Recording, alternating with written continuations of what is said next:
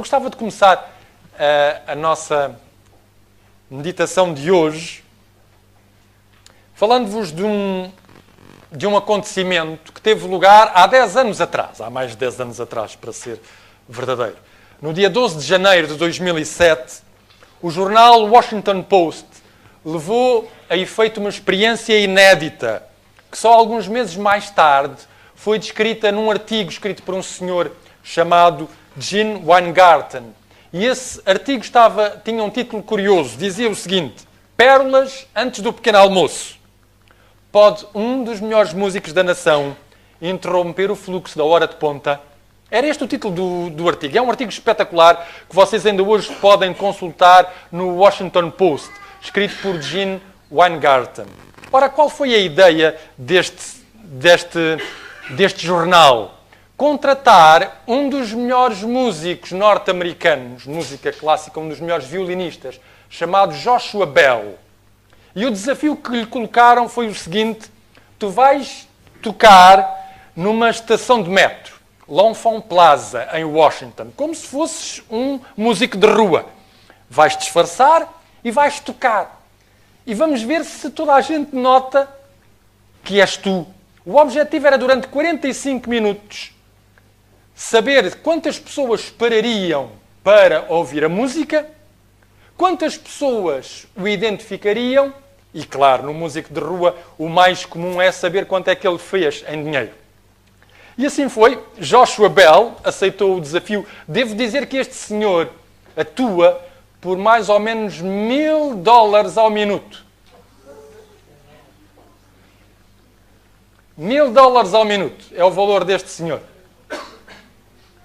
E este homem aceitou e saiu cedo, no dia 12 de janeiro, do hotel onde ele tinha ficado, a 3 quarteirões ali de L'Enfant Plaza, da estação de metro, para proteger o seu violino, que é um Stradivarius, avaliado em $3,5 milhões, ele foi de táxi, só para proteger o violino.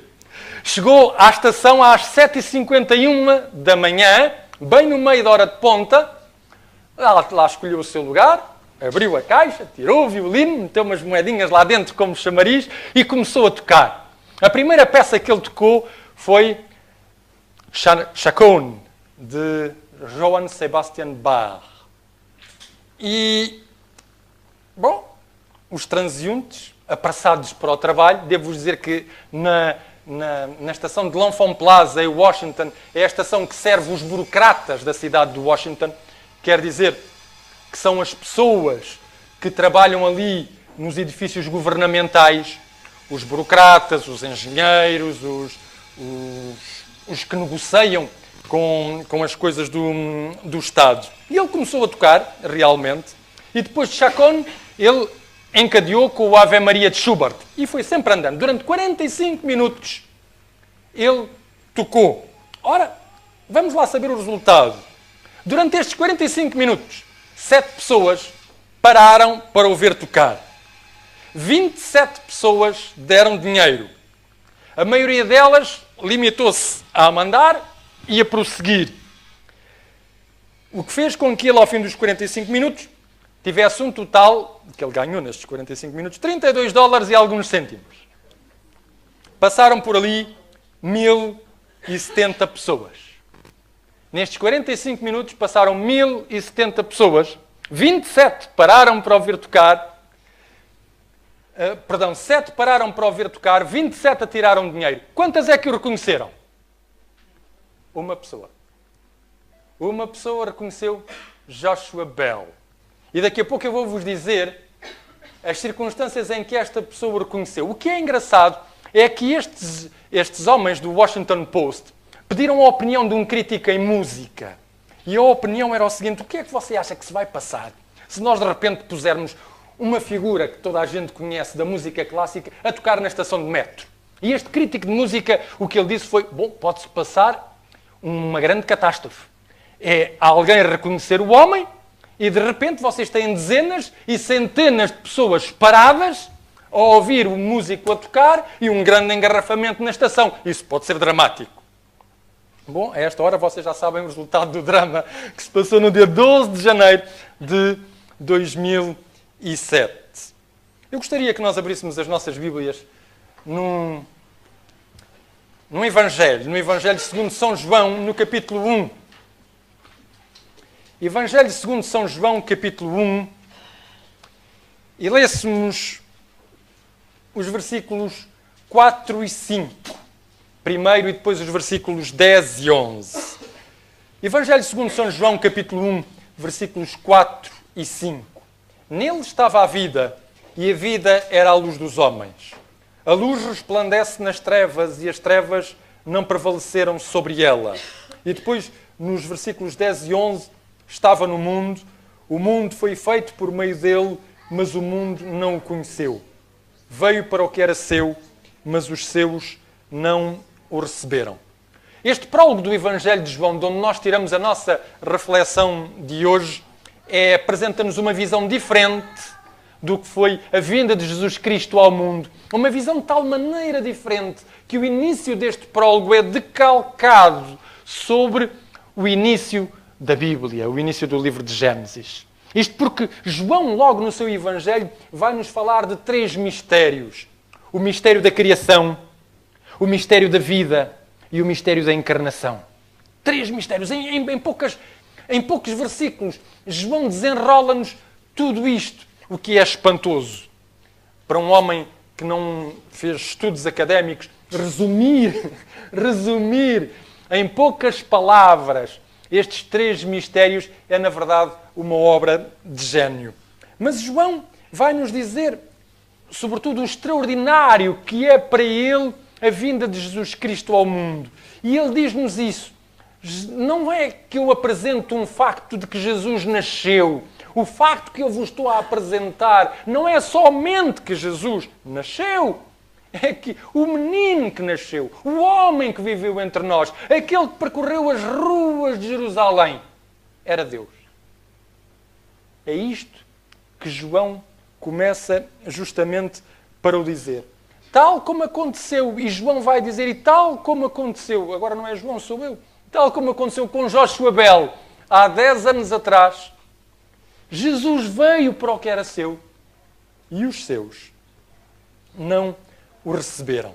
Ali, diante deles, a pouca distância deles, comungando com eles, vivendo com eles, a esmagadora maioria das pessoas não o reconheceu, não percebeu quem era, não chegou a esta identificação pela qual eu aqui vos estou a dar nota, diz João. Deus esteve no nosso meio e nós não o percebemos.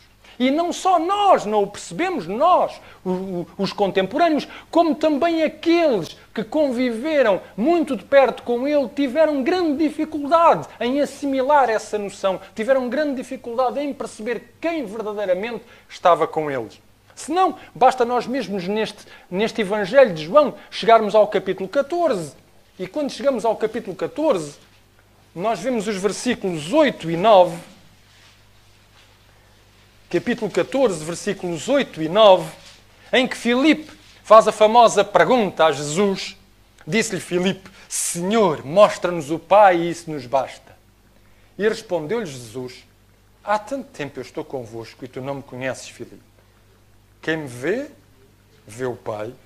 Como é que tu dizes? Mostra-nos o Pai. A própria mãe que carregou Jesus no seu ventre, que o sentiu desenvolver-se, que teve as contrações de parto, que tinha recebido antecipadamente a visita do anjo Gabriel a dizer-lhe que aquela criança que iria nascer era nem mais nem menos que Deus entre os homens. A própria mãe tinha, como todas as mães têm, um sentimento de posse, um sentimento de proteção, um sentimento de querer controlar a vida do filho. Aliás, e que todas as mães normalmente negam também. E que levou a algumas tensões entre ambos. Por isso, esta manhã eu queria relembrar convosco alguns elementos que terão contribuído para esta falta de reconhecimento generalizada. Numa lista que não é hierárquica, não é por ordem de importância. É descritiva, não é hierárquica. Um dos fatores que terá levado as pessoas a não reconhecer Jesus quando ele nasceu é, por incrível que pareça, a ocupação. É verdade, as pessoas estavam tremendamente ocupadas. Não só ocupadas, mas também preocupadas. Daquilo que nós lemos dos Evangelhos, nós sabemos que tinha havido um édito de um recenseamento. Ora, o recenseamento tinha que ser feito no local de nascimento. E, de repente, por todo Israel, aconteceu o mesmo que hoje acontece nas nossas vias rodoviárias. As pessoas cruzam-se e entrecruzam-se. Só que naquela altura eles não sabiam ainda que era Natal. Mas estava todo o país de um lado para o outro. E isto não era uma coisa de sumenos importância. Era uma verdadeira reviravolta na vida das pessoas. Elas não tinham os mesmos meios de locomoção que nós. Hoje, nós viajamos por prazer. Naquele tempo não era bem assim. E além das pessoas terem que ver a sua vida andar para trás, porque tinham que se deslocar, às vezes, quilómetros e quilómetros, o que levava dias, e poderia até levar semanas, as estradas, os caminhos, não eram seguros. E agora aquelas pessoas tinham que estar preocupadas com a sua própria segurança. Onde é que eles iriam dormir? Onde é que eles iriam comer? Como é que eles iriam cuidar da sobrevivência da própria família durante estes trajetos? Por outro lado, estas pessoas também sabiam uma outra coisa. Hoje os governos são mais dóceis neste aspecto. Nós já estamos habituados. Basta o 1 de janeiro, nós já estamos habituados. No 1 de janeiro é que nós recebemos as verdadeiras prendas do Estado, os aumentos das coisas. Estas pessoas recebiam na altura do recenseamento. Elas sabiam que quando elas se iam recensear, vinha aí imposto. Porque assim que o imperador soubesse quantas pessoas tem a nação, eles cresceram tanto, então já posso taxá-los mais. Elas sabiam que vinha aí qualquer outra coisa. Não era apenas o incómodo do recenseamento. Depois, nós podemos imaginar Belém. Belém, de repente, e como qualquer outra cidade, de repente vê-se com muito mais gente do que aquela que se esperava. O que faz com que as estalagens estejam cheias de gente, o que faz com que as patrulhas romanas dupliquem as suas próprias patrulhas e logo dupliquem também os incómodos à população. Quem é que vai reparar num bebé que está para nascer? No meio desta ocupação toda. Mesmo o governador ali daquela área, o Herodes. Herodes era um personagem interessante, sabem? O Herodes era uma pessoa que vivia constantemente assustada. Eu creio que ele até vivia assustado com a sua sombra. Ele só não matou a sombra porque não podia. Ele vivia assustado com os seus familiares que poderiam, de repente, provocar um golpe de Estado. Até o poderiam assassinar. Real ou imaginário, o facto é que alguns deles pagaram com a vida. E, de repente, quando Herodes recebe a visita de uns personagens que vêm do Oriente a dizer-lhe que nasceu o Messias, o Herodes não ficou sobressaltado. Saiu-lhe o coração do peito a esta hora do acontecimento, que eu tenho aqui Belém rodeada de gente, tenho que fazer com que a minha guarda vá redobrando de vigilância. Agora é que me nasce o Messias. Para ele não foi de maneira nenhuma também uma boa notícia. Para ele foi a pior notícia. Não é uma criança para adorar, é uma criança para matar. E quando eu penso também no sacerdote, sabem, naquele sacerdote que passados os 8 dias teve aquela criança nas mãos e que ignorou por completo que aquela criança que estava ali era o doador da Torá, o Criador do Universo, o Redentor do mundo. Eu imagino quando este sacerdote perguntou o nome, então e este menino como é que se chama? E os pais disseram, Yeshua. Muito provavelmente ele esboçou um sorriso. Que nome tão ambicioso para um filho de carpinteiro, coitadinho. Não imaginou. Não sei se alguma vez terá constatado que teve nas suas mãos o maior tesouro. Até porque havia outras crianças na fila para a apresentação e, portanto, o seu ministério tinha que continuar. Uma segunda razão que nos leva a perceber porque é que Jesus não foi reconhecido quando ele chegou é o paradigma religioso. Sabem, estas pessoas, se nós lermos alguns livros sobre aquilo que era o messianismo, a expectativa messiânica, não há, como muitas vezes nós hoje dizemos, uma expectativa, ou não havia uma expectativa messiânica única. Não. Havia várias expectativas messiânicas, como se fossem vários afluentes de um ribeiro, que normalmente se encontravam em alguns aspectos aqui e ali. Mas todas essas expectativas messiânicas se encontravam pelo menos em três aspectos. O ungido, o Messias, deveria de ser um rei terreno, deveria ser nacionalista, deveria ter um caráter político e militar e poderia e deveria operar a libertação de Israel. E aqui é que divergiam as versões. Ele poderia operar essa libertação de Israel pela via pacífica ou poderia operar essa libertação de Israel pela via menos pacífica. Mas tinha que ser nacionalista, político e militar. Ora, quando Jesus convive, a primeira coisa que ele afasta é justamente esse título de Messias, que ele não quer de forma alguma utilizar. Ele não quer utilizar. Aliás, na sua boca aparece um outro título, muito mais enigmático, muito mais profundo, muito mais conotado, não com a sua experiência terrestre atual, mas com a sua segunda vinda. Filho do Homem. É o título preferido de Jesus. Mas ele afasta-se. Ele afasta-se dessa ideia estereotipada, dessa ideia que se tinha do próprio Messias. E adicionado a este fator, havia um outro. A concepção que as próprias pessoas tinham de Deus. Elas tinham sido ensinadas que se nós somos pecadores, Deus não olha para nós favoravelmente. Olha para nós de uma maneira de julgamento, de uma forma condenatória. Não olha para nós para nos absolver, olha para nós para nos condenar. E se, além de sermos pecadores, tivermos o grande azar de sermos doentes ou de sermos pobres, então saibam que além de olhar para nós com uma forma condenatória, olha para nós ainda com uma forma mais condenatória, o que leva a juntar à pobreza ou à doença a culpabilidade.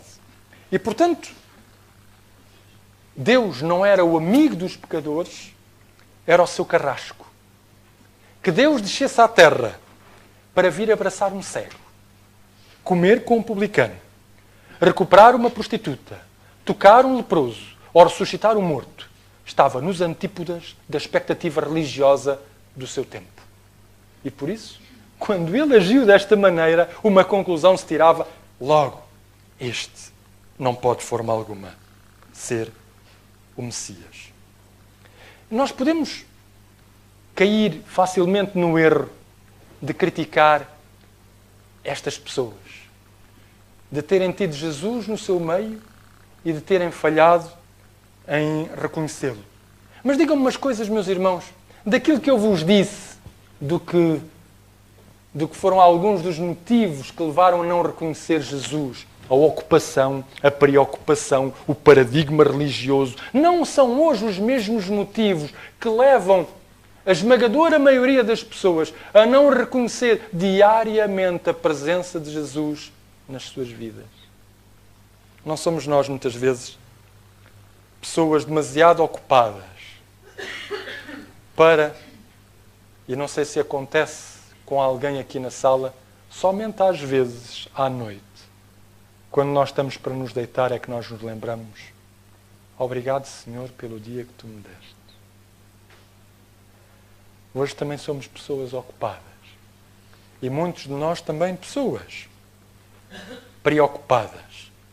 Não há trabalho garantido, não há saúde assegurada, não há tranquilidade nem segurança adquirida. E este sobressalto em que nós vivemos no cotidiano traduz-se justamente nesta falha em que nós temos de distinguir o acessório do transitório.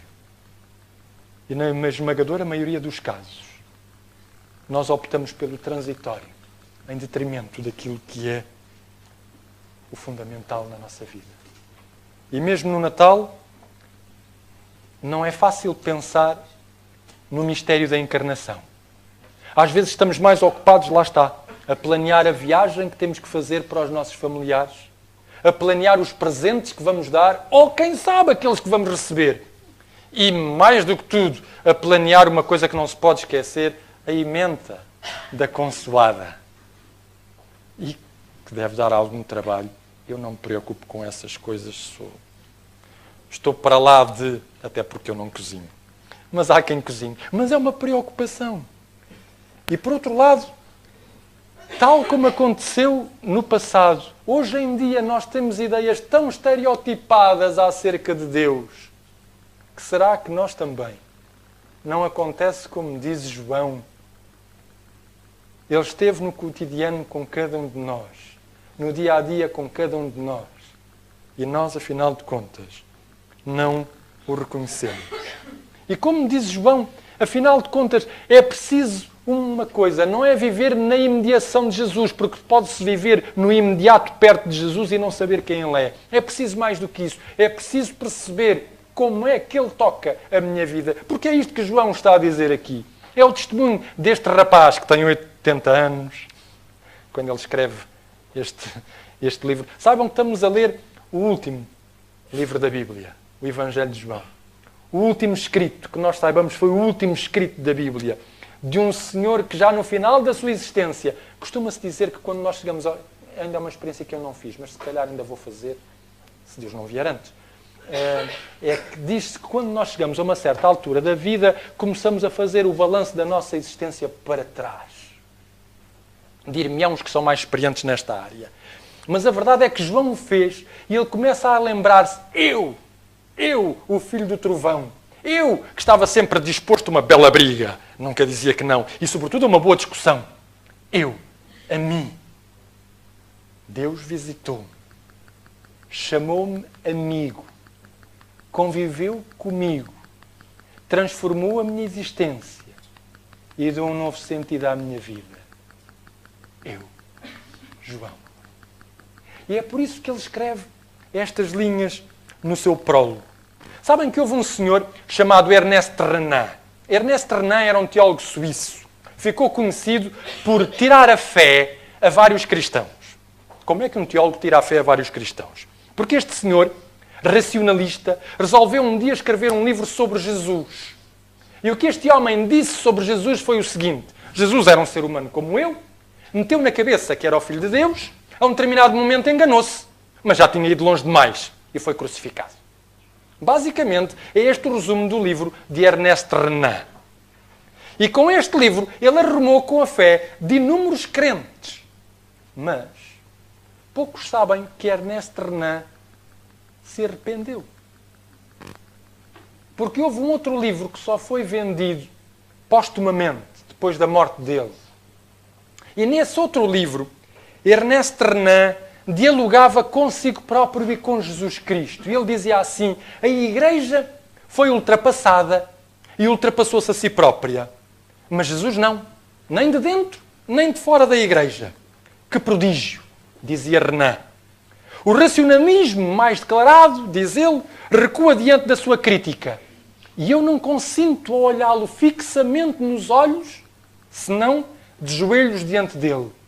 E Renan, neste parágrafo, ele pede o seguinte a Jesus: esclarece-me tu, Jesus, tu verdade, tu a vida, diz-me quem tu és. Sofro por ter levantado o teu problema. Ele é demasiado grande para mim, porque eu não sou senão um homem. E tu eras mais do que isso. No final da sua vida, Renan chegou lá.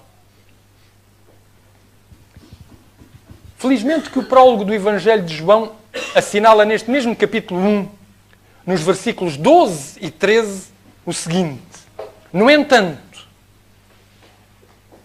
a todos os que o receberam, àqueles que creem no seu nome, deu-lhes o poder de serem feitos filhos de Deus, filhos nascidos não do sangue, nem da vontade da carne, nem da vontade do homem, mas de Deus.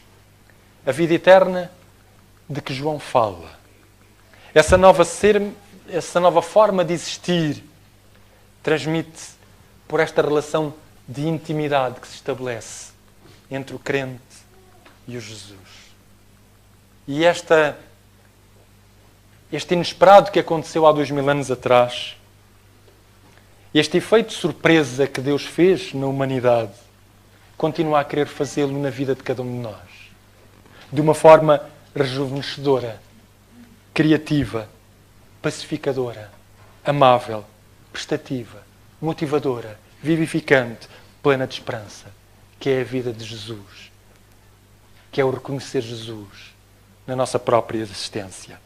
Durante o tempo em que Joshua Bell esteve a tocar no L'Enfant Plaza, ele captou a atenção de duas pessoas.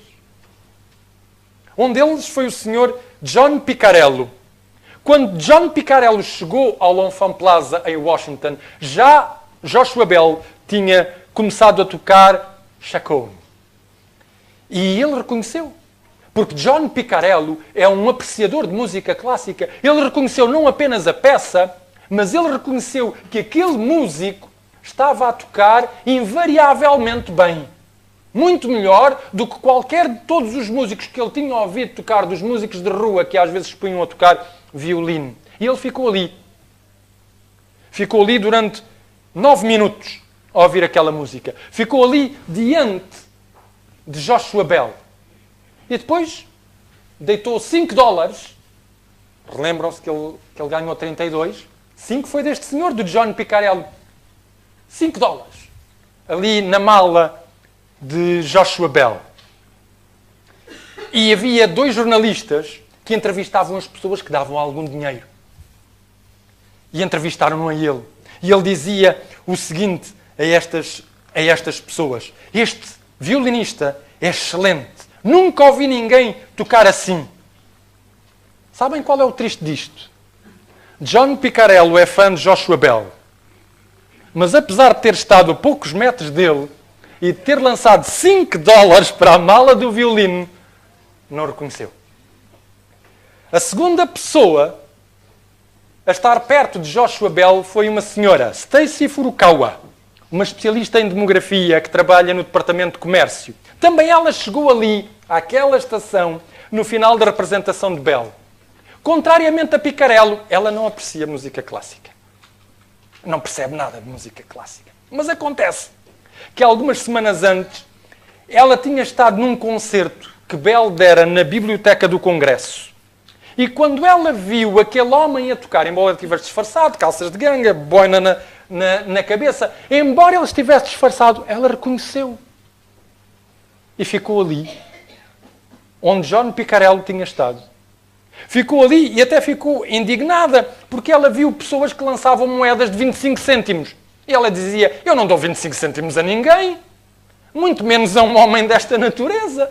O que é que se passa com a minha cidade? Eles não sabem o que é que está a acontecer. E quando Bell terminou, Stacy Furukawa apresentou-se, falou um pouco com ele e deu-lhe $20.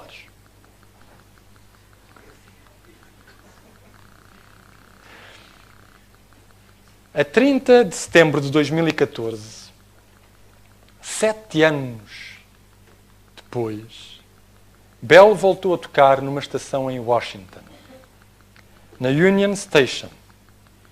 Se vocês quiserem ver, podem ver os 2 resultados destes 2 concertos no YouTube. Se puserem Joshua Bell, L'Enfant Plaza, têm o que aconteceu durante este dia, no dia 12 de janeiro de 2007. E se quiserem ver Union Station, Washington, Joshua Bell, 30 de setembro de 2014. Desta vez, a estação encheu. Centenas e centenas de pessoas estiveram ali para o aplaudir. Vocês sabem qual foi a diferença? É que desta última vez, ele fez publicidade que iria tocar ali. Esta foi uma história real que eu misturei com a história de Jesus. Da primeira vez, ele anunciou tudo. E pouca gente acreditou que ele viesse. desta segunda vez, Ele já anunciou melhor. E aquilo que eu espero, irmãos, é que tal como aconteceu com Joshua Bell na Union Station, em Washington, em que centenas de fãs foram ali para o ver, da segunda vez que Jesus volte, todos possam, pelo menos aqueles que creem nele, aqueles que o aceitam verdadeiramente, possam vê-lo regressar. Mas não há forma de o vermos regressar se não convivermos primeiro com o Deus do Universo e de sermos transformados nessa relação. Que Deus nos ajude e que, na verdade, Ele não seja incógnito na nossa própria existência. Um bom Natal para todos.